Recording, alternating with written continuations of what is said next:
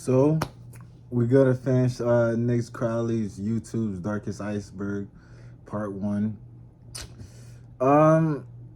Number 4, so we going into deeper waters, you feel me? And I'm all about that splash, bro. So fuck the foreplay. I just want to get into it.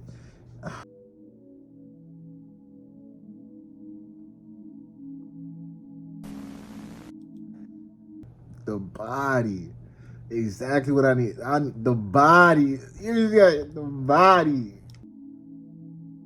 Hello everybody, it's me, Wendigoon, and today I am so happy that the Nick Crowley invited me to talk to you all about level 4 of this iceberg. Now, I have been a fan of Nick Crowley forever. In fact, he was one of the main inspirations for me to start a channel, so for me to get to a point where I, a person who's never even seen an iceberg in real life, gets invited onto his channel is a really big deal, and Nick, it really does mean a lot. But enough with the sappy stuff. I know you all want to continue on with this iceberg, so I am happy. Please.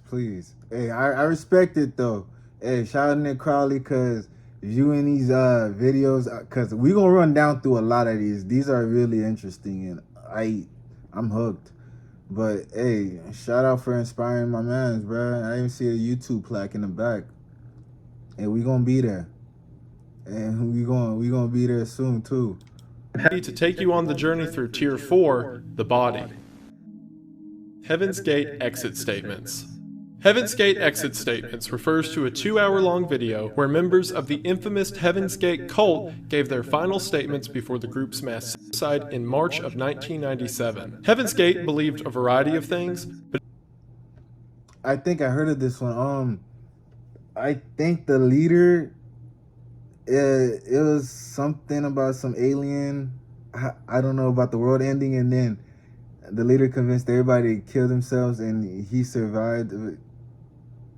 I think. I don't know. Let me just shut up. All right. I'm sorry. In the 90s, they became convinced that their bodies were merely containers or vehicles for consciousness, and that upon death, they would be transferred into what they considered their next level bodies.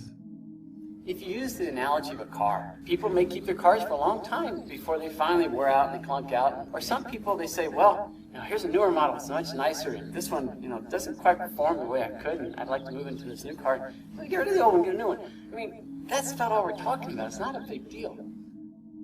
Shortly after the filming, every member shown in this video would take their own life by consuming a poisonous blend of applesauce or pudding before tying plastic bags to their heads and passing away in their beds. Our next entry is... I was way off. I'm not gonna lie, when I was telling you about what I thought it was, I was also thinking of the movie Dude, Where's My Car, with those freaking guys in a plastic wrap. So that's why my theory was kind of off. I'm sorry about that. Albert Soap. Albert Soap was a 22-year-old YouTuber who posted a vast array of content across the site, but his most recent endeavor was producing and starring in fictional videos about Vikings. The videos portray a unique blend of comedy and genuinely emotional moments, and featured an extremely high production value. But sadly, when shooting for the latest installment of his Viking series, tragedy would strike. In the summer of 2021, Albert would climb a tall cliff in the Italian Alps in order to get the perfect scenic shot for his video. Near the top, Albert would start to lose his footing before eventually plummeting 656 feet to the ground below, killing him instantly. It is also worth noting that some have claimed Albert actually recorded his fall, with a few videos being found on YouTube claiming to show his final moments. But to this point, I don't think any of these have been confirmed, and out of respect, they won't be shown here. What's very interesting about this to me is that this isn't the only situation of a YouTuber potentially recording their own death. And whenever I hear about a case like this, it's incredibly haunting to go back and watch everything that led up to it. And it's like whenever you're watching that person in those videos from the past, you know the eventual end that their story is going to lead to before the person in the video does, and there's something so temporally haunting about that, and it's absolutely a tragedy. She's still sleeping. She's Still Sleeping refers to a video of the same title in which YouTuber Timothy Birmingham records one of his typical morning vlogs. In it, he jokes that his wife is sleeping in later than usual, even briefly showing the room in which she was lying. Hey, it's me, Timothy. She's still sleeping. While this seems sweet and innocent, the truth behind this video is much more tragic. It turns out no, that does not seem sweet and innocent, bro. I would never understand people who record their wife sleeping, like in a room and stuff. Maybe if it's like a little short clip and post it to like your close people and that know her, or maybe, but to post that shit on YouTube for the whole world to see like your house format and where your wife lays her head, I don't know, bro. Turns out that Timothy's wife had actually passed away in her sleep, hence why she appeared to be sleeping for so long. And when filming, and even after uploading, Timothy hadn't realized that the love of his life was actually dead. It's truly sad to see a nice guy like Timothy go through something like this, especially publicly on YouTube. But it's satisfying to know that he remained in good spirits and continues posting videos to this day. In the subsequent uploads that he had after this, he spoke about how having the YouTube audience and the comments there to help him through this experience, which he vlogged throughout, was a huge help to him, and he felt like this online family helped him cope with the loss of his wife. So while initially a very shocking and, as it should be, tragic situation, there's also a little bit of light in that the fact he was able to share that moment with so many people led to so much care and attention being put towards him, that while not a happy ending, it's definitely better than it could have turned out. Up next is Colleen Ritzer CCTV. The Colleen Ritzer CCTV video refers to the disturbing Philip Kism trial, in which a 14-year-old student of the same name had raped and murdered his 24-year-old teacher, Colleen Ritzer, in a bathroom of the school. Following the end, I seen that he put in a trash can. Bro, that was watching. I was like on a marathon. I think this was while the court team was going on, and watching like a whole bunch of different crimes and shit. And I seen this. I was like, bro, he followed her and shit, bro. It is disturbing. When he said the body, he wasn't lying, bro. My body. We really hitting there. incident, he would put her in a garbage can and roll her out of the school into the woods nearby. Everything leading up to and immediately following this murder was chillingly caught on the school CCTV.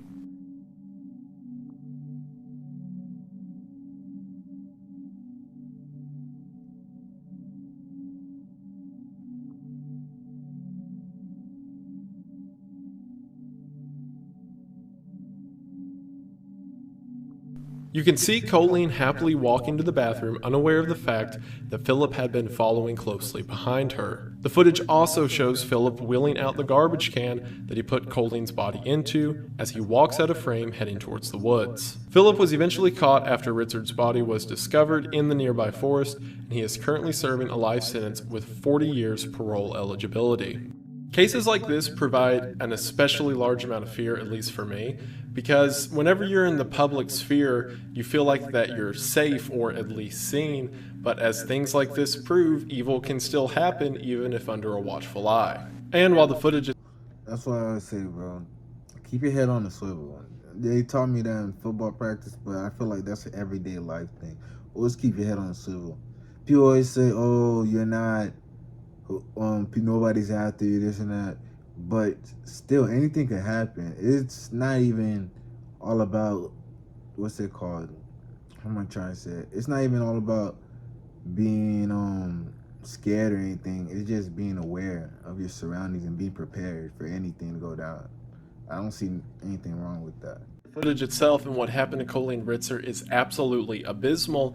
It is good that it was there as a means of putting Philip behind bars for good. After that, we have the infamous RJ the Smoker. RJ the Smoker was a channel run by a man named RJ who would discuss a variety of smoking-related topics as well as actually smoking and reviewing different types of cigarettes. His first upload, My First Smoking Vid, was posted on January 22nd of 2010 and would be followed by hundreds of other videos throughout the years. RJ seemed to have a passion for tobacco, smoking, and YouTube, but unfortunately this seemed to lead to his downfall. From his first video to October 2015, all seemed well until RJ posted a video titled Important Update. RJ presented himself to Whips Cross Hospital in East London. X-ray was done, and what followed was a chain of events I could not even dream in my worst nightmares. In this video, he describes his recent visit to the doctor and his lung cancer diagnosis. Even at this point, RJ looked like a shell of the person smoking in My First Smoking Vid. But from this moment on, RJ declined even further. During this time, he would shift his focus from solely smoking and begin a series documenting his journey with cancer. He remained active on the channel until November 4th of 2016, when cancer finally claimed his life. This is especially chilling, not only because, as I mentioned earlier, there are several cases of people chronicling their death on YouTube. However, there are not many cases of people chronicling what led to it. And whenever you put the sum of all of it together, it's not only a tragic story, but also a sort of cautionary tale. But be honest, he has hundreds of videos of him just smoking, and that's just on camera. Imagine out camera, because if he's smoking every time like that on camera, of course his body's gonna want more of that. I'm not sure. I never seen his videos before, so I wonder if the comments were telling him or encouraging him or trying to stop him. But seeing that, it's RIP to him. But come on, bro. Up next, we have Chelino Sanchez. Chelino Sanchez refers to the popular Mexican singer, Chelino Sanchez, who made a string of hits. I know about this one. All right. Let me see if I'm on point with this. So, this man, Chelino Sanchez, however you say it, he, well, they told me a full story. My homeboy told me a full story about it. He killed a cartel member for, R-wording his sister, and then he was performing, and then they gave him a note saying that he wasn't gonna make it out of here alive or something like that, and he read it and he kept performing, and then after that, sadly, he passed away. But RIP to him, man. That is a very tragic story, bro. I think I got it right, but I might be wrong. Hits during his career in the 80s and early 90s. He's best known for creating Narco Corridos, a subgenre of Mexican folk music that deals with tales of the drug trade and cartel life. His final performance can be found on YouTube, where he's shown receiving a note on stage. Chelino ponders the contents of the note for a moment, with sweat beading down his forehead before he finally begins to sing. Hours after the concert, his body would be found blindfolded, tied up, and dumped by a river, 2 gunshots in the back of the head. It would later be revealed that the note Chelino was handed had come straight from the cartel, who viewed the songs he sang as a threat to their business. The letter was a threat, telling him that if he chose to perform that night, he would be killed, yet Chelino decided to sing anyway, despite knowing that it would cost him his life. All the ones I've covered up until this point are very sad and tragic stories, and this is also a sad and tragic story, but Chelino was a baller. Imagine that. You have spent all this time talking about the evils and the wickedness. Yeah, I guess I was wrong, but that's what I heard. That's the reason he made. That could be the correlation why he made those songs. Maybe not. I don't know. I was on the money somewhat, yeah. The evils and the wickedness of the cartel, and one night they say, if you do this show, we're gonna kill you, and you just start singing. Our next entry is Diana Loveday. Diana Loveday refers to a former YouTube channel run by a woman of the same name. She would create meal tutorials along with short vlogs documenting her travels. Welcome to my kitchen, where I really like to cook, but I'm often short on time, so speed is the hook. The contents of her channel is completely harmless. However, outside of YouTube, Loveday's story is far more sinister. In June of 2014, Loveday filed for divorce from her ex-husband, Greg Mulvihill, after 7 years of marriage. And while she was initially granted full custody of her children, Greg went on to file for joint custody, causing Loveday to launch a string of accusations in order to maintain full control of their kids. By the summer of 2016, the court would rule that Loveday had to share custody with Mulvihill as well as pay him child support, causing a variety of changes in her life like selling her condo, among other things. But this is where it takes a strange turn. On the 4th of September of 2016, Greg received a phone call from a number he didn't recognize. The person on the line claimed to be a private investigator who had information on the custody battle that could help in his favor. Warily, Greg and his friend Jason Kovac went to the dirt path of Avedina Soledad. There, a man came out and shot Greg in his torso before quickly fleeing the area. Thankfully, Greg would survive the attack as the bullet had missed any vital organs and has gone on to make a full recovery. Soon after, it was discovered that none other than Diana Loveday masterminded the assassination attempt against her ex-husband in order to win back full custody of her children. She and co-conspirator and lover, Weldon McDavid, were found guilty in the court and are currently serving lengthy sentences. So this one I can have a bit more fun with because no one actually died. So my challenge to you, because the channel's still up, is to find a cooking video and then show your mom and midway through be like, hey, you know she tried to kill her husband? And then let me, or more specifically Nick, know in the comments how that goes. Because this isn't my video, so I can sabotage this all I want. So thanks, Nick. My mom is a old lady. She wouldn't like that. She don't do that. Up next, we have Dolly Flesh. Dolly Flesh is the name of a claymation channel, whose work is nothing shy of disturbing. In these videos, scenes of murder and rape would be graphically depicted, and over time the content only got more and more disturbed and detailed. But it's not just the artwork that makes this channel so twisted, as it more so has to do with the creator behind it. The man's name is Leighton Allen Lebu, and in May of 2019 he would publish the video 1 Kid, 3 Hamsters to the Dolly Flesh channel. I recently purchased some hamsters from PetSmart. I got 3 of them. I haven't thought of names yet. Not so good with names because I can't keep them. Make up my mind. Alvin, Simon, and Theodore. I'm just that guy. I don't know. I'm insane.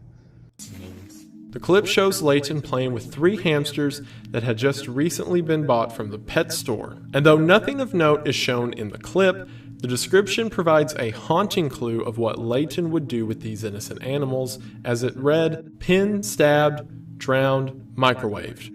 In the following days, a video would emerge across the web of Leighton using those very tactics to torture each hamster, eventually killing them. The video received so much attention that Leighton would actually be arrested for abusing the animals, and he has yet to return to YouTube since. I'm decently familiar with this case because a friend of mine, Turkey Tom, made an excellent video about this, which shout out to that guy. But what was especially haunting to me about going through the accounts and everything associated with it is it initially started as these very graphic claymation depictions between just 2 random claymation figures, but then he began incorporating himself into the fantasies. And then after that, he began to wear clay masks, and then we see the violence go from the claymation figures to hamsters, and the entire thing put together is like textbook dangerous serial killer behavior. And considering that he will be out fairly early, or at least in the next few years if I remember correctly, this is a message to everyone: be on the lookout for Leighton Lebu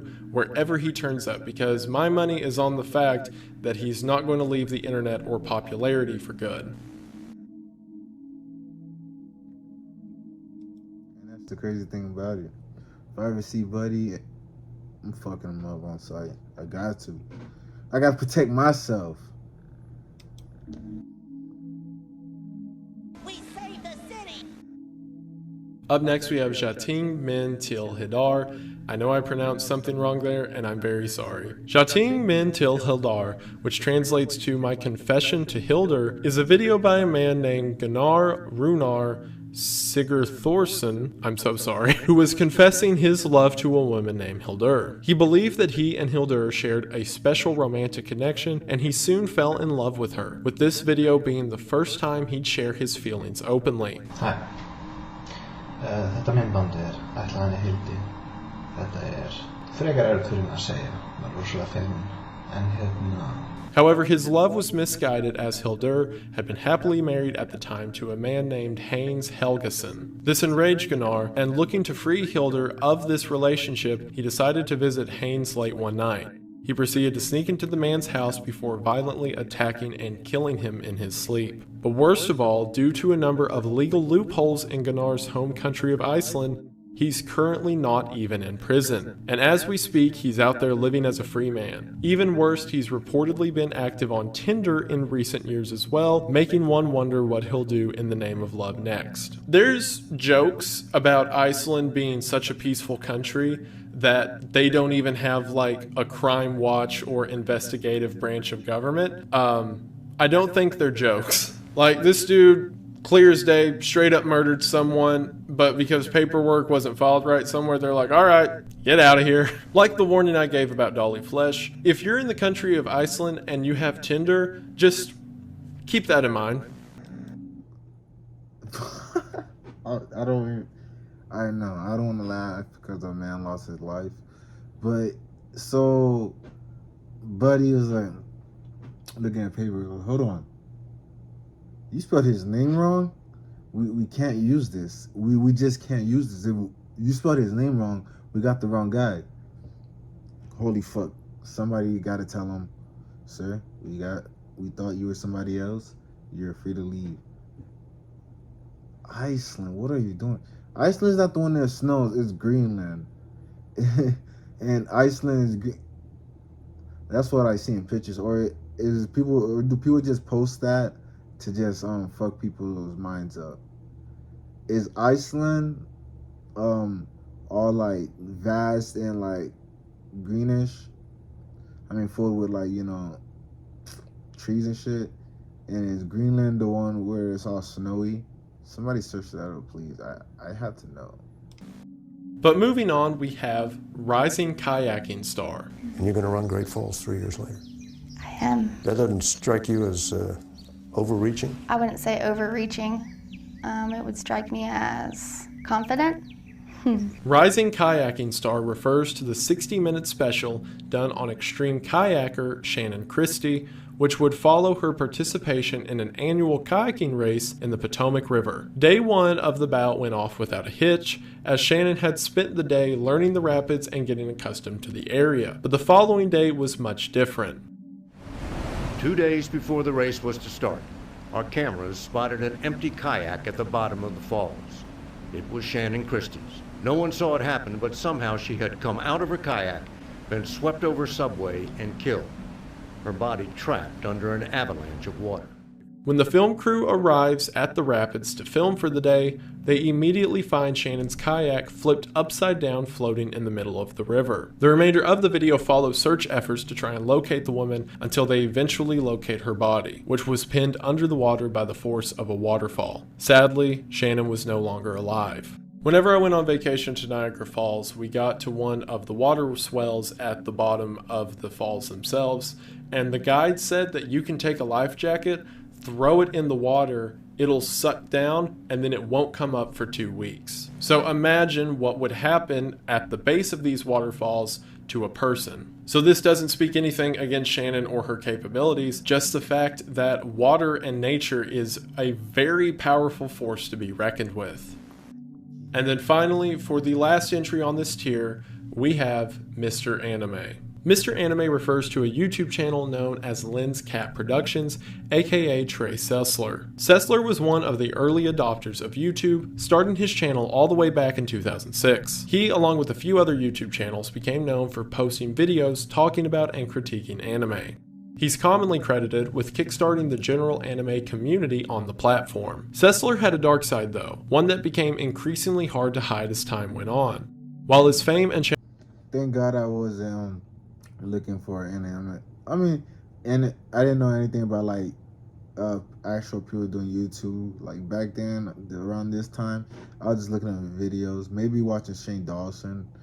Than I used to, and Smosh, most definitely Smosh and Dashi, but I didn't really know about the anime community, so I probably would have watched this guy because I am the anime guy.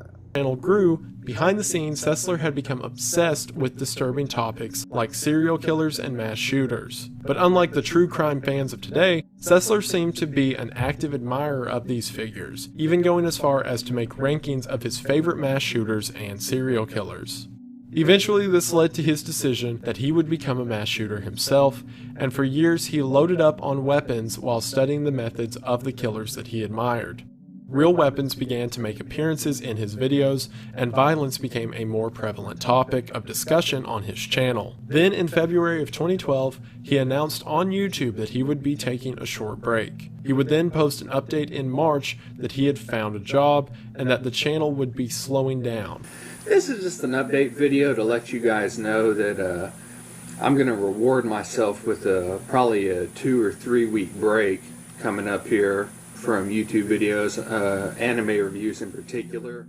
But what happened next, only Sessler could have seen coming. On March 20th of 2012, Sessler lured his mother into their garage before shooting and killing her. He then entered the house and murdered his brother and father.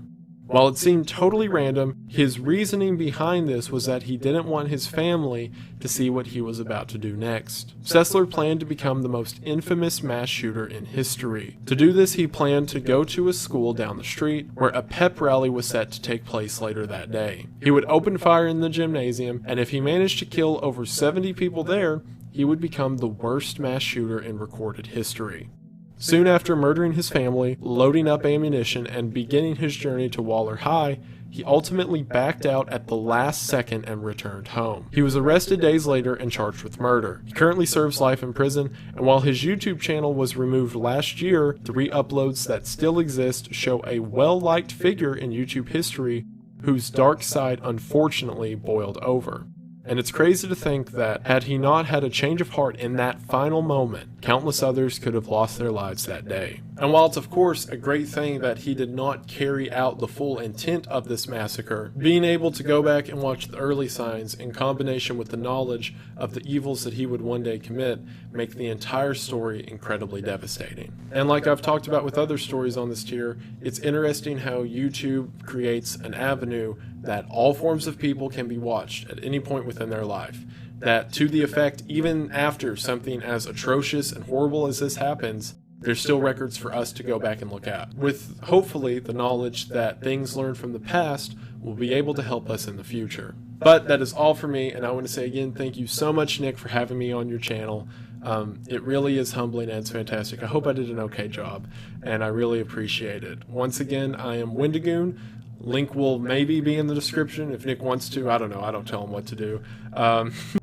Yeah, follow Wendigo as well. And if he does the same, I gotta check out some of his videos as well. But damn, why? I just never understood. See, like I said, I probably would have watched that guy's channel too, cause I like watching those type of deep and dark, mysterious shit, and like wonder what happened with these people. Like, where the fuck did it go wrong? But I don't admire them. I think they're fucking nuts. And if I seen them on the street, I'll beat their ass. But why, bro? You just literally murdered your family for no reason because you didn't want them to see what you do. And then you still back. No, thank God he backed out. But he should have got shot earlier. I don't know what to say. That's fucking horrible. To kill your family because you're planning on committing a mass murder to be number one. I wonder what goes through these people's heads. Like, has there ever been a breakdown? Because it's not crazy. It's something else. Yeah, it's crazy, but don't put him in a mental institution. Keep that nigga locked up. This one was a good one. The body got me. Oof, got my body twitching, but Oh man, I don't even know how. I don't know how the second Iceberg is gonna be like. Is it gonna start off on number one? I don't know. It. I just know Nick Crowley's packing heat. We're gonna view more of these. This one was a good one.